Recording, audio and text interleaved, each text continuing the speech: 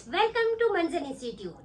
तो जी स्टूडेंट्स, हमने स्टार्ट की है एफएससी बायोलॉजी की न्यू बुक और हमने एफएससी बायोलॉजी का चैप्टर स्टार्ट किया है बायोमोलिक्यूल्स। तो जी स्टूडेंट्स, आप सबको जैसे कि पता है कि हमने बेटा पहले लेक्चर में क्या पढ़ा है। हमने पढ़ा है बायोकेमिस्ट्री क्या होती है, बायोकेमिस्ट्री का नॉलेज क्यों जरूरी है और बायोकेमिस्ट्री का नॉलेज कहाँ पे हेल्पफुल है, ये हमने देखा। फिर हमने ये पढ़ा स्टूडेंट्स कि मेटाबॉलिज्म क्या होता है, मेटाबॉलिज्म की दो टाइप्स कौन सी हैं, उनके बारे में हमने जाना। तो मैं हूँ स्टूडेंट्स आपकी बायोलॉजी एजुकेटर। तो आज हम स्टार्ट करने जा रहे हैं अपना next lecture, what is biological molecules. Biological molecules, तो स्टूडेंट्स हम स्टार्ट करने जा रहे हैं बेटा बायोलॉजिकल मॉलिक्यूल्स। तो ये बायोलॉजिकल मॉलिक्यूल्स जो है स्टूडेंट्स, इनको हम बायोमोलिक्यूल्स भी कहते हैं। क्या कहते हैं स्टूडेंट्स इनको? बायोमोलिक्यूल्स। तो जैसे कि स्टूडेंट्स आपको मैंने बेटा बताया था कि बायोमोलिक्यूल्स जो है बेसिकली क्या है, ऐसे ये मॉलिक्यूल्स हैं जिनसे जानदारों की क्या बनती है, जानदारों की बॉडी, जितने भी जानदार हैं वो सब की जो बॉडी है बेटा इन्हीं बायोमोलिक्यूल से, इन्हीं मॉलिक्यूल से क्या हुआ है स्टूडेंट्स, बनी हुई है। तो अब अगर बेटा हम ये देखें कि जो लाइफ है, जिंदगी है बेटा इस अर्थ के ऊपर, इस जमीन, इस धरती के ऊपर, जब जिंदगी का आगाज हुआ तो वो जो लाइफ है उसका आगाज किस चीज में हुआ? पानी में हुआ। ठीक है, जिंदगी का आगाज कहाँ से हुआ? पानी से हुआ। तो जितनी भी बेटा इस दुनिया के अंदर, इस अर्थ जमीन के ऊपर बेटा जिंदगी मौजूद है, वो सब की सब जो है किस चीज पर मुनहसर करती है? पानी पर मुनहसर करती है, वाटर पर डिपेंड करती है। All life still depends on water. तो स्टूडेंट्स जितने भी बेटा लिविंग ऑर्गेनिजम्स हैं उनकी बॉडी का जो मैस है बेटा, ठीक है, उसका 80% जो है वो पानी पर मुश्तमिल होता है। तो क्या होता है students, 80% of mass of living organisms का वो जो मैस है स्टूडेंट्स किस पे डिपेंड्स करता है? Depends upon water. अब स्टूडेंट्स वो जो मैस है 80% ऑफ मैस लिविंग ऑर्गेनिजम्स का हम कह रहे हैं कि वो किस पे डिपेंड करता है? पानी पे डिपेंड करता है।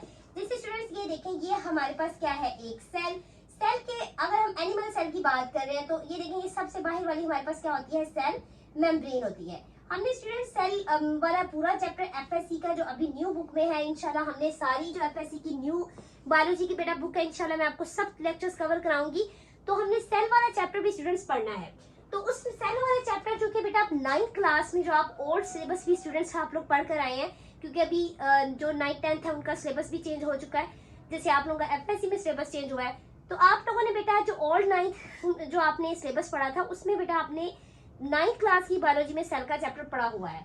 तो बेसिक्स आप लोगों को पता है, सेल के जो एनिमल सेल है उसके बाहर क्या होती है? सेल मेम्ब्रेन होती है। तो अब अंदर के स्टूडेंट्स क्या होता है? न्यूक्लियस। अब इस सेल मेम्ब्रेन से लेके ये जितना अंदर का जो हमारे पास इनर लिविंग मैटर होता है, इनर लिविंग मैटर, अंदरूनी जो बेटा जितना ये जिंदा मैटर जो हिस्सा है, ठीक है, उसको हम क्या कहते हैं? प्रोटोप्लाज्म कहते हैं। प्रोटोप्लाज्म। तो जानदारों का बेटा ये लिविंग ऑर्गेनिज्म का जो ये प्रोटोप्लाज्म का कह रहे हैं कि ये 80% जो मैस है स्टूडेंट्स वो किस पर डिपेंड करता है? वाटर पे डिपेंड करता है। ठीक है, तो बेटा जितने जानदारों की बॉडी में होने वाले जितने केमिकल रिएक्शंस हैं, ऑल केमिकल रिएक्शंस किस पे डिपेंड करते हैं? वो सारे वाटर पे डिपेंड करते हैं, वो सब एक्वस मीडियम में होते हैं। तो ऑल केमिकल रिएक्शंस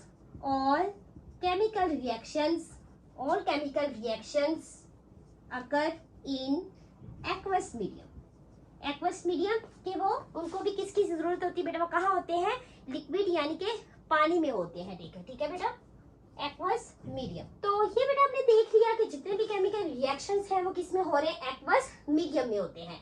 तो अब बेटा ये जो बायोलॉजिकल वर्ड जहाँ पे आ गया, बायो जहाँ पे आ गया, उसका मतलब क्या है? लिविंग ऑर्गेनिजम्स, जिंदा जानदार।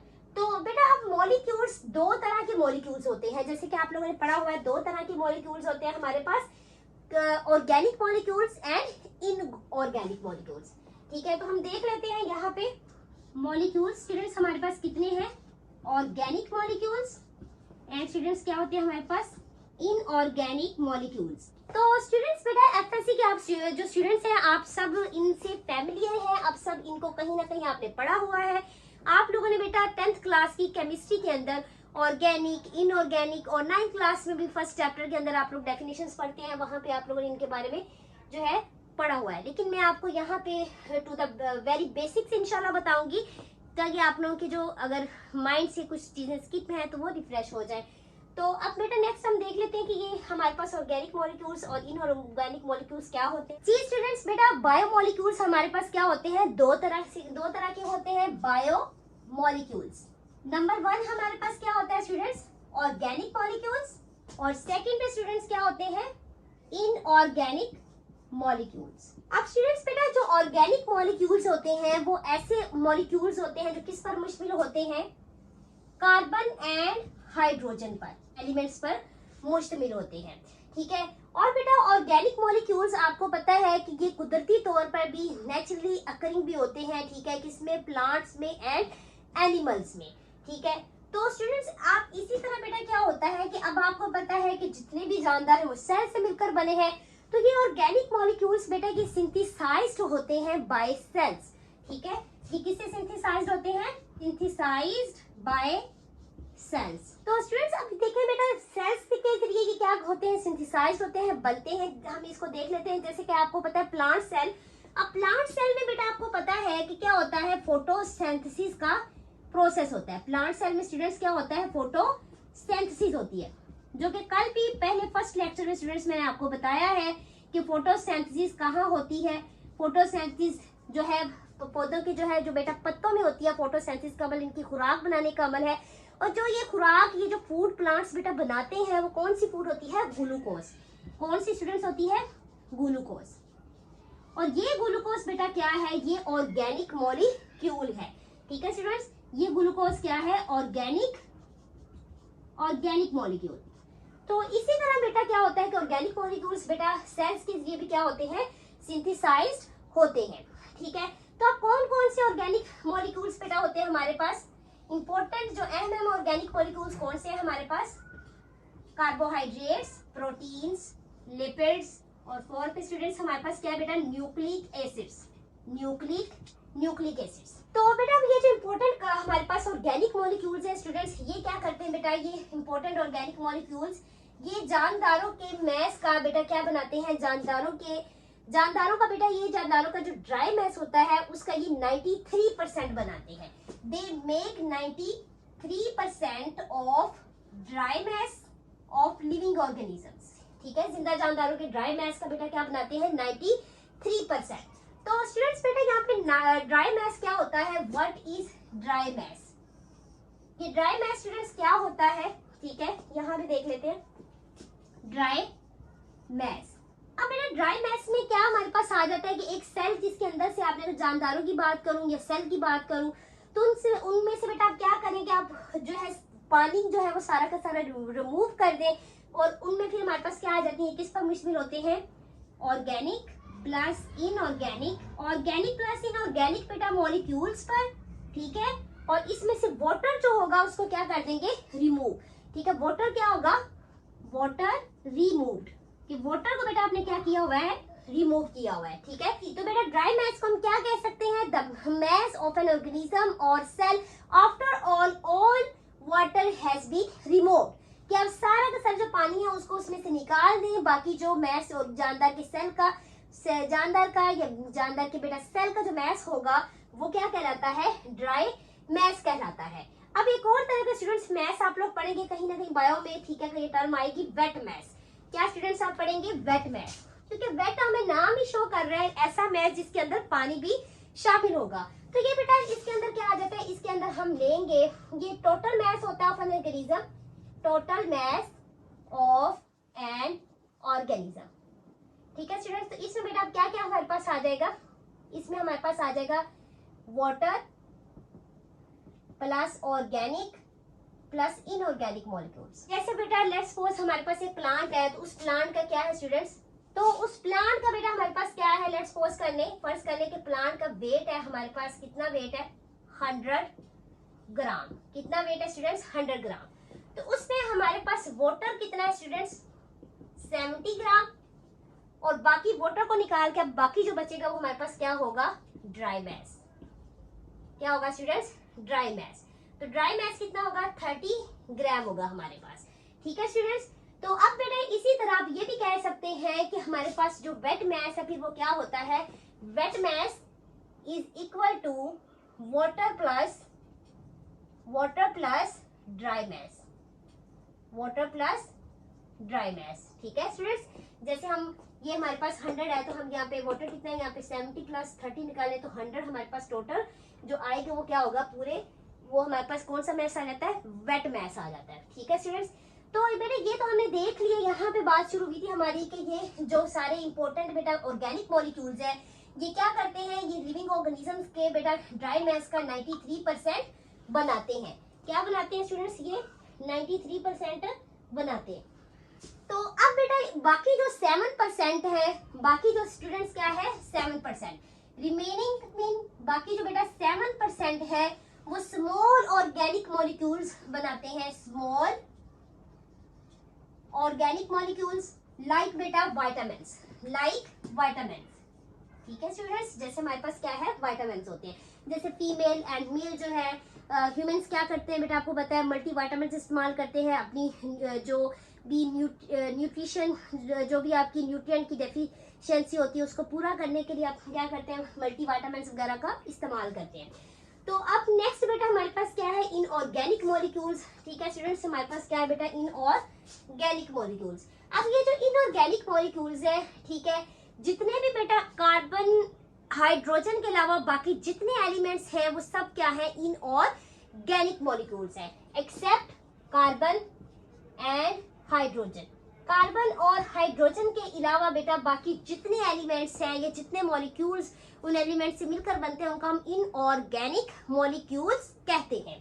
तो अब बेटा इनऑर्गेनिक मॉलिक्यूल्स में हमारे पास क्या आ जाता है, तो बेटा इनऑर्गेनिक मॉलिक्यूल्स में हमारे पास क्या आ जाते हैं, जैसे लाइक CO2, और CO2 क्या है, कार्बन डाइऑक्साइड, कार्बन डाइऑक्साइड, और फिर हमारे पास स्टूडेंट्स क्या आ जाते हैं, एसिड्स, ठीक है, बेसिस एंड सॉल्ट्स। सी बेटा 10th क्लास में आप लोग केमिस्ट्री में चैप्टर नंबर 2 जो था आपका एसिड बेसिस एंड सॉल्ट्स का था, वहां पढ़ के आए हुए ये वाला। अब एसिड्स आपको पता है स्टूडेंट्स क्या होता है कि अगर आप इन्हें एक्वस मीडियम में डालें तो ये क्या करती हैं, H+ आयन पैदा करती हैं जिसको हम प्रोटॉन कहते हैं।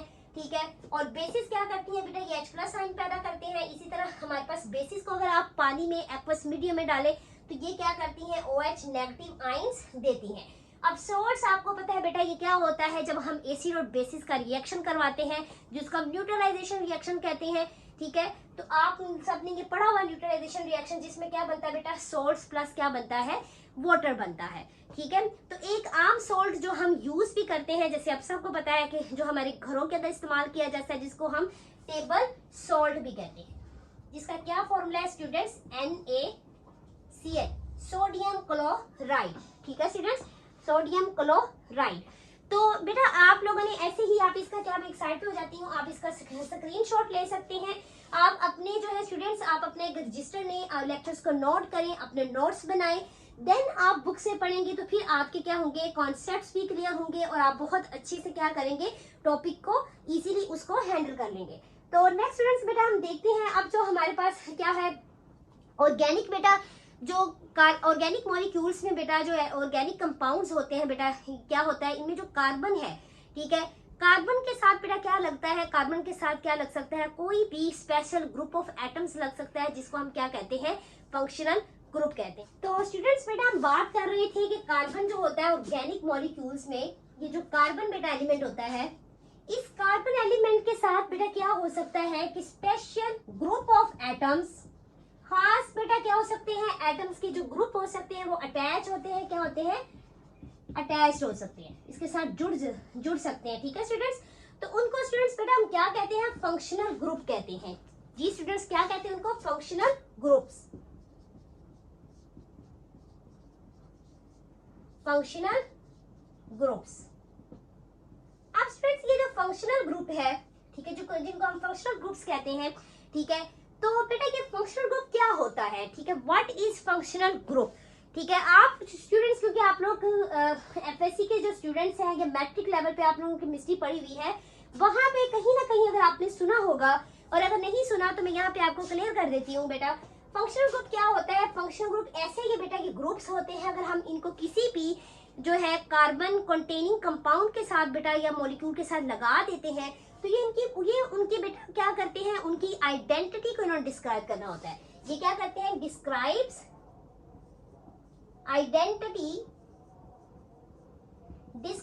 आइडेंटिटी ऑफ ऑर्गेनिक मॉलिक्यूल्स आप कह सकते हैं, या कार्बन कंटेनिंग कंपाउंड्स, कार्बन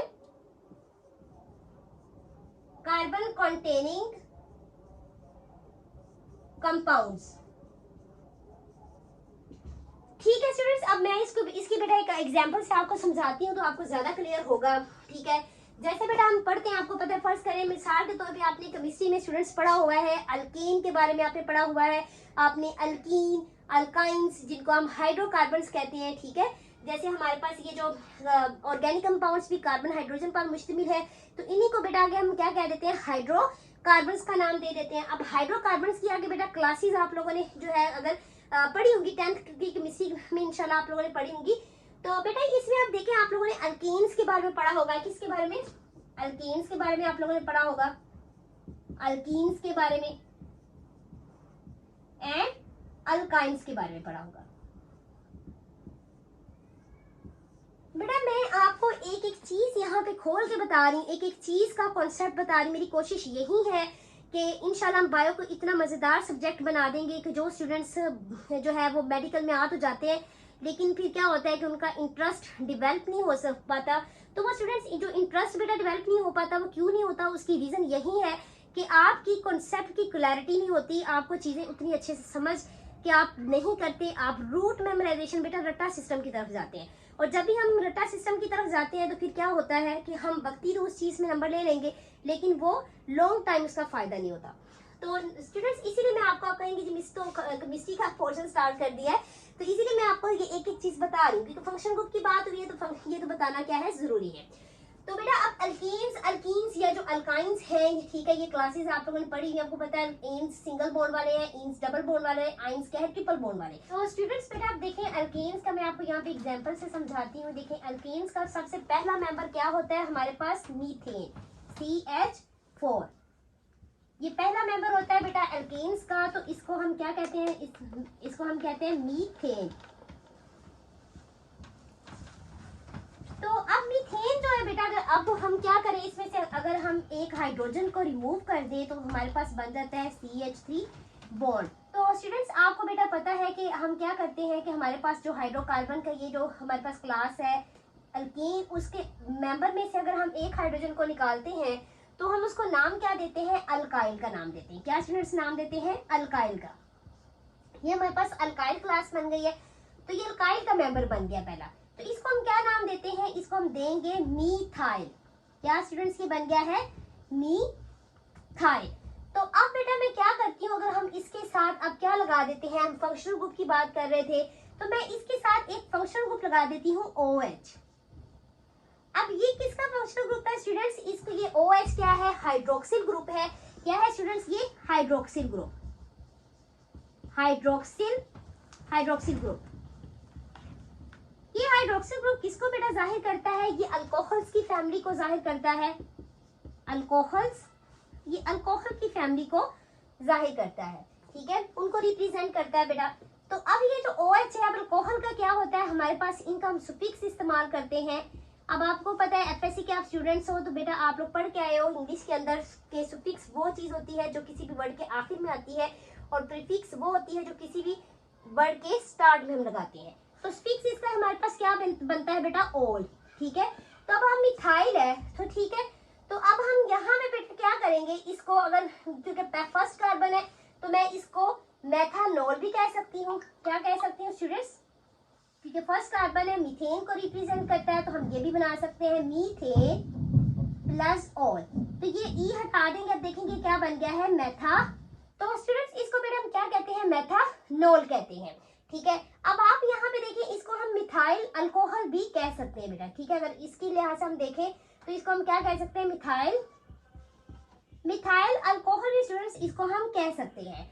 मैं आपको बेटा इतनी डिटेल में ये चीज इसलिए समझा रही हूँ ताकि आपको इसलिए पता चले कि अगर हमारे पास क्या आ जाता है, क्योंकि अगर वैसे केमिस्ट्री के अंदर हम ये चीज पढ़ेंगे भी इंशाल्लाह, तो अब ये बेटा क्या होता है कि क्योंकि आप लोग फर्स्ट ईयर के स्टूडेंट्स हो, तो जब तक बेटा आप एक एक पॉइंट को जो है ना उसको अच्छे से नहीं समझेंगे, आपके कॉन्सेप्ट क्लियर नहीं होंगे। तो मेरी यही कोशिश होगी कि मैं आपको हर कॉन्सेप्ट अच्छे से बताऊं।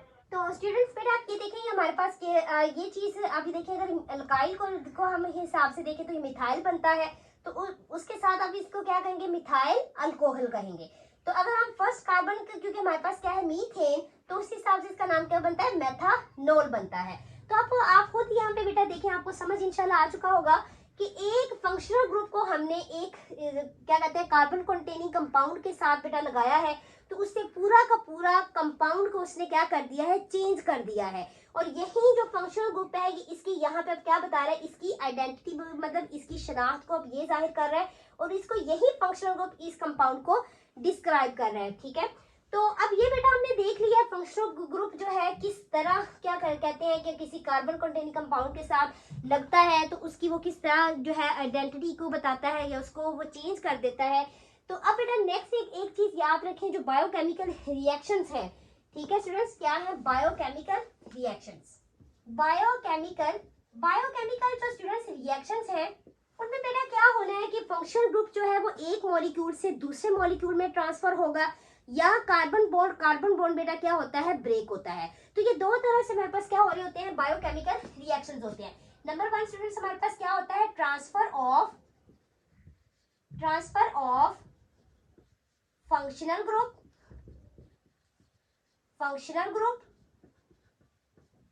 From one molecule to an other molecule। और सेकंड बेटा क्या होता है, कार्बन ब्रेक होता है। कार्बन क्या होता है स्टूडेंट्स, ब्रेक्स होता है, टूटता है। अभी देखिए कार्बन ये क्या होगा, यहाँ से ये इस तरह ब्रेक होता है। ये हम देख लेते हैं, मैं दोनों आपको बताती हूँ कि किस तरह बेटा हमारे पास फंक्शनल ग्रुप कैसे जो है वो हो रहा होता है ट्रांसफर, और कार्बन जो है वो कैसे टूटता है। अब आपकी किताब पे बेटा उन्होंने क्या बताया, कुछ फंक्शन ग्रुप्स बताए हुए हैं, जैसे OH मैंने आपको बता दिया हाइड्रोक्सिल ग्रुप, एक हमारे पास ये होता है C, एक हमारे पास स्टूडेंट्स ये होता है C, क्या उसे कहते हैं डबल बॉन्ड O, ये इस तरह है। ठीक है, तो इसको आपकी किताब में उन्होंने ऐसे लिखा हुआ है। ठीक है स्टूडेंट्स, तो यहाँ पे बेटा क्या है, ये हमारे पास कौन सा होता है, इसको हम कीटोन कहते हैं। ये हमारे किस फैमिली को शो करता है, कीटोन की फैमिली को। तो उसके बाद बेटा हमारे पास एक और है, ये वाला जिसको हम कार्बोक्सिल ग्रुप कहते हैं। ये कार्बोक्सिलिक एसिड्स की फैमिली को जाहिर करता है। ये कौन सा है, कार्बोक्सिल ग्रुप।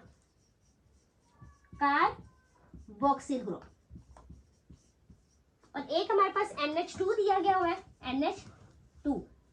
तो ये स्टूडेंट्स किसको जाहिर करता है, अमाइनो ग्रुप को। अमाइंस को आप कह लें या अमाइनो ग्रुप, अमाइनो ग्रुप पे आएगी, और ये अमाइंस की फैमिली को बेटा जाहिर करता है, रिप्रेजेंट करता है। तो अब बेटा हम ये देख लेते हैं कि कैसे ट्रांसफर होता है फंक्शनल ग्रुप एक मॉलिक्यूल से दूसरे मॉलिक्यूल में। तो स्टूडेंट्स बेटा आप देखिए, आप सबको पता है कि आपने 9th क्लास में भी ये चीज पढ़ी हुई है सेल वाले चैप्टर में, कि ग्लाइकोलिसिस का प्रोसेस होता है साइटोप्लाज्म के अंदर। साइटोप्लाज्म का जो लिक्विड पार्ट होता है साइटोसोल, वहां पे होता है ग्लाइकोलिसिस का प्रोसेस। क्या होता है स्टूडेंट्स, ग्लाइकोलिसिस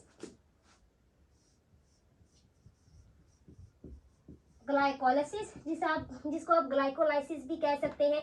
ग्लाइको का स्टूडेंट्स मतलब क्या होता है, glucose, and lysis mean breakdown, तोड़फोड़। ग्लूकोज की स्टूडेंट्स क्या होती है, ब्रेकडाउन, तोड़फोड़ होती है।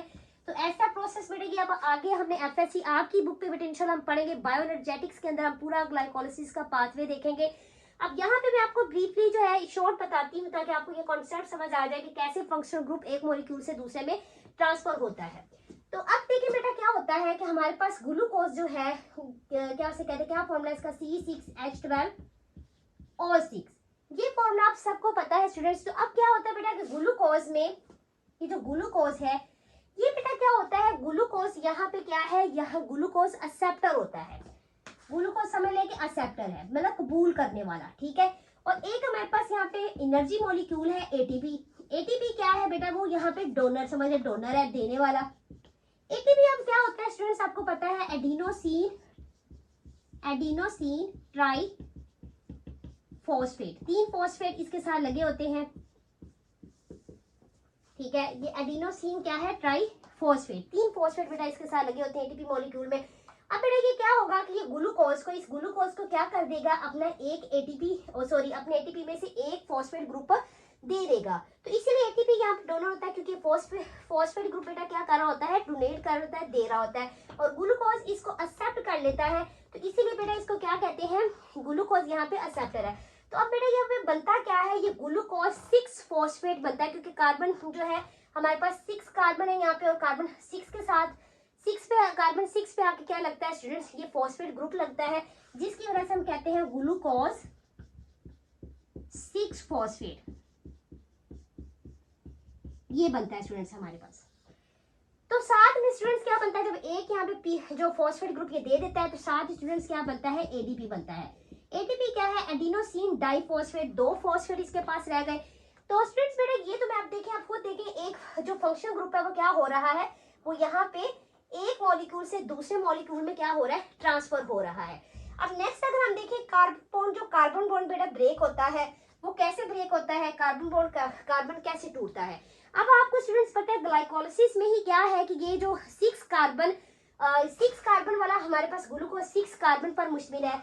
ये ग्लूकोज का बेटा ये जो 6 कार्बन कंपाउंड है, ये क्या होता है, ग्लाइकोलिसिस के अंदर 6 कार्बन कंपाउंड होता है।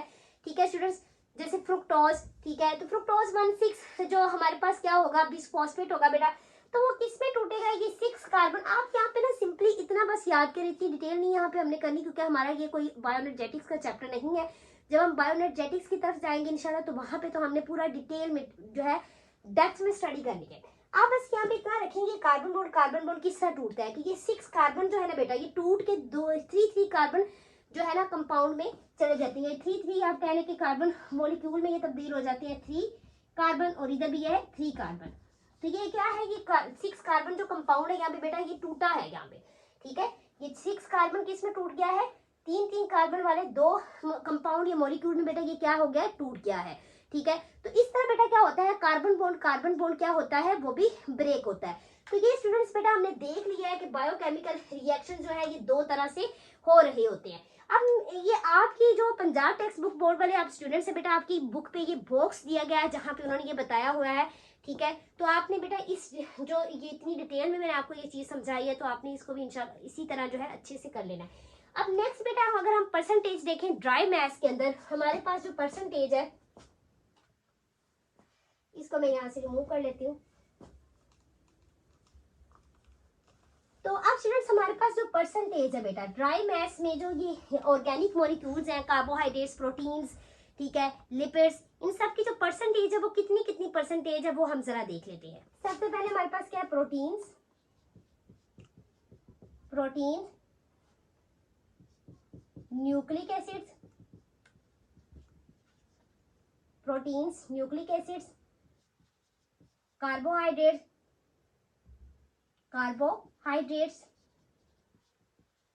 और क्या है, लिपिड्स। तो बेटा ये हम परसेंटेज देखने लगे इन ऑर्गेनिक मॉलिक्यूल्स की, कितनी परसेंटेज है, percentage of organic molecules in dry mass of living organisms. ठीक है स्टूडेंट्स, तो ये लिविंग ऑर्गेनिजम्स का जो ड्राई मैस है बेटा, उसमें हम इन मॉलिक्यूल्स की क्या देख रहे हैं, परसेंटेज देख रहे हैं। तो इसका एक मैं आपको इसका निमोनिक बताती हूँ, आप इसको ऐसे याद कर सकते हैं, PNCN, proteins, nucleic acids, carbohydrates and क्या है, लिपिड्स है हमारे पास। तो इसके प्रोटीन्स की बेटा कितनी हमारे पास परसेंटेज होती है, ये हमारे पास 50% होता है। ठीक है, न्यूक्लिक एसिड्स हमारे पास कितना होता है, 18% होता है, और कार्बोहाइड्रेट्स हमारे पास कितना होता है, 15% होता है, और लिपिड स्टूडेंट्स हमारे पास कितना होता है, 10% होता है। लिपिड्स कितने स्टूडेंट्स, 10% है। तो अब बेटा ये जितने भी कार्बोहाइड्रेट्स है ना, ठीक है, इन सब को हम क्या कहते हैं कि हमारे पास यहाँ बेटा क्या होता है, ये सब जो है मैक्रोमोलिक्यूल्स होते हैं। ये सब क्या है, मैक्रोमोलिक्यूल्स। तो स्टूडेंट्स बेटा क्या होता है कि जो मॉलिक्यूल्स बेटा साइज में लार्ज होते हैं, उनको हम क्या कहते हैं, मैक्रोमोलिक्यूल्स होते हैं। जो मॉलिक्यूल्स क्या होते हैं, साइज में लार्ज होते हैं, molecules which are large in size, जो लार्ज होते हैं इन साइज, उनको क्या कहते हैं, मैक्रोमोलिक्यूल्स कहते हैं। क्या कहते हैं स्टूडेंट्स, मैक्रोमोलिक्यूल्स। अब ये मैक्रोमोलिक्यूल्स हैं जो है बेटा, ये किस फॉर्म में बनते हैं, किस शक्ल में ये बनते हैं, ये पॉलीमर्स की फॉर्म में बनते हैं, पॉलीमर्स। अब पॉलीमर्स क्या होता है स्टूडेंट्स, पॉलीमर्स का मतलब क्या है, पॉली का मतलब होता है many, more than one, many, and mers का मतलब क्या होता है, यूनिट्स। कि इनमें अब कौन से यूनिट स्टूडेंट्स होंगे, ठीक है, बहुत से यूनिट्स मिलकर क्या बनाएंगे, ये पॉलीमर्स बनता है। कि पॉलीमर्स क्या होता है, पॉलीमर्स बेटा क्या होता है, is a molecule consisting of identical molecular units, ठीक है, तो जिसको हम क्या कहते हैं स्टूडेंट्स, पॉलीमर्स कहते हैं। अब इनमें कौन से आइडेंटिकल मोलेकुलर यूनिट्स होते हैं, एक जैसे बेटा कौन से यूनिट्स होते हैं, उन यूनिट्स को हम क्या कहते हैं, मोनोमर्स कहते हैं।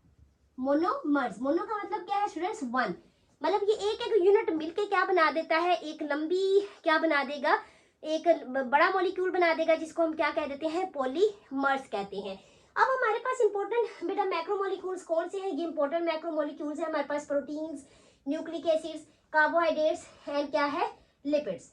अब स्टूडेंट्स अगर मैं आपको यहाँ पे बेटा बताऊं तो हमारे पास क्या है स्टूडेंट्स, अब यहाँ पे बेटा देखें कि हमारे पास जो इंपॉर्टेंट स्टूडेंट्स हमारे पास ऑर्गेनिक मॉलिक्यूल्स हैं, जैसे प्रोटीन्स, ये हमारे पास क्या है, मैक्रोमोलिक्यूल्स, ये क्या है, मैक्रोमोलिक्यूल्स। तो अब मैक्रोमोलिक्यूल्स जैसे हमारे पास क्या है, लाइक हम कार्बोहाइड्रेट्स,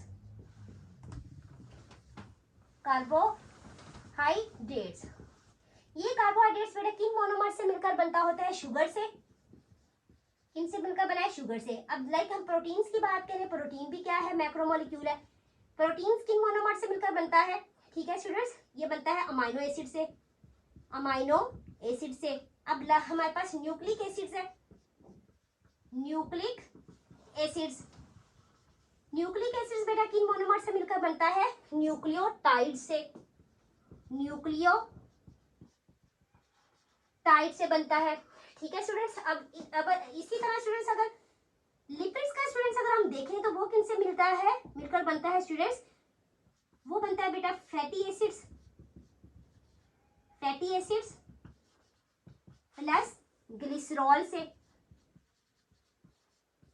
तो स्टूडेंट्स ये तो हमारे पास क्या थे, मैक्रोमोलिक्यूल्स होते हैं बेटा, कि जो किन से मिलकर बनते हैं, मोनोमर से मिलकर बनते हैं, सिंगल यूनिट से बेटा मिलकर बनते हैं। ये ऐसे ही है जैसे हम लाइक आपको पता है, ये एक मॉलिक्यूल मिला, फिर दूसरा मिला, फिर तीसरा, फिर ऐसे ये चलते जाते हुए एक लंबी चेन्स बना देते हैं, जिसको हम पॉलीमर्स कहते हैं। और मैक्रोमोलिक्यूल्स बेटा किस फॉर्म में बनते हैं, पॉलीमर्स की फॉर्म में बनते हैं।